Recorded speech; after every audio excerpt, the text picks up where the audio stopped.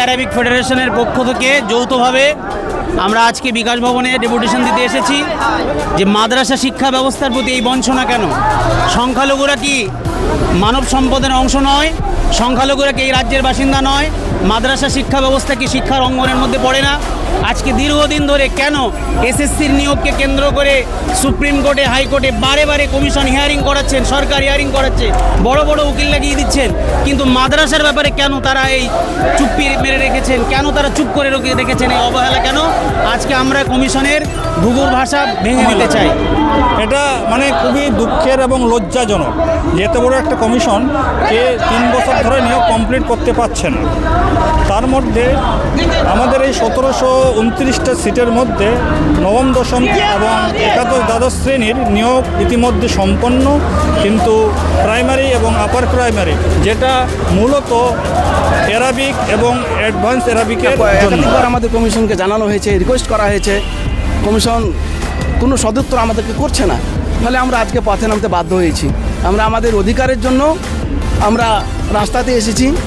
সবাই আমরা এখানে চাকরি প্রার্থী, সবাই আমরা পাস করে আছি। ডিসেম্বর মাসের মধ্যেই মানে 1 থেকে 8 পর্যন্ত মানে আপার প্রাইমারি এবং প্রাইমারি দুটোকে মানে দ্রুত কেস মিটিয়ে আমাদের দ্রুত নিয়োগের ব্যবস্থা করতে হবে এবং রেজাল্ট দিতে হবে দ্রুত।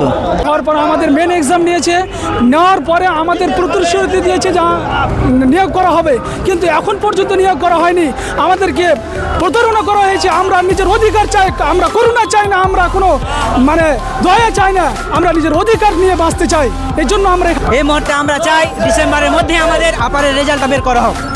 শিক্ষা যদি জাতির মেরুদণ্ড, তাহলে আজকে শিক্ষিত যুবকরা কেন রাস্তায় আছে? সরকার এটা বুঝতে হবে। সে 2023-এ প্রথমে হলো, তার 24-এ পরীক্ষা হলো, আজকের আমাদের মেন পরীক্ষা 2025-এ শুরুতে হলো, তার রেজাল্ট এখনও পর্যন্ত বাহির করা হয়নি। আমরা চাই দ্রুত রেজাল্ট বাহির করে আমাদের সুসম্পন্ন করো, চাকরি নিয়োগ সুসম্পন্ন করো। আমরা কমিশন এবং মাননীয়ার কাছে তিনি যদি বলেন যে তিনি সংখ্যালঘু দরদি, সুতরাং মামাটি মানুষের সরকার, আমরাও তো সেই দেশের জনগণ, সুতরাং আমরা শিক্ষিত সমাজ আজকে মাঠে থাকবো কেন? আজকে আমরা রাস্তায় থাকবো কেন? আমরা অনশনে বসবো, দরকার হলে আমরা আমাদের জীবন বাজি রেখে যা কিছু করার সব কিছু করবো। এই নিয়োগ সম্পূর্ণ করতেই হবে কমিশনকে। কেন এত গরিমসি? কেন আমাদের প্রতি বঞ্চনা চলছে এইভাবে? আজকে আমাদের স্কুলে থাকার কথা ছিল, কিন্তু আজকে আমরা রাস্তায় পথে আজকে ভিখারির মতো ঘুরে বেড়াচ্ছি। এর জন্য দায়ী কে? এর জন্য দায়ী একমাত্র সরকার। এই সরকার আমাদেরকে রাস্তায় নামতে বাধ্য করেছে। আমরা চাই অতি দ্রুত নিয়োগ সম্পূর্ণ হোক। আপার এবং প্রাইমারির সমস্ত সিটে আপডেট ভ্যাকেন্সিতে সমস্ত শিক্ষিত ছেলেদের জন্য যোগ্য সুযোগ অধিকার দেওয়া হোক।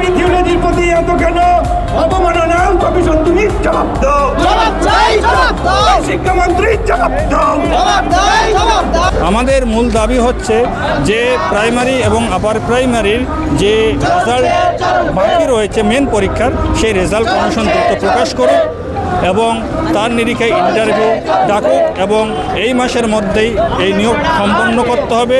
25-এর মধ্যেই কোনো মতে 26 সাল আসা যাবে না, এটা আমাদের মূল দাবি।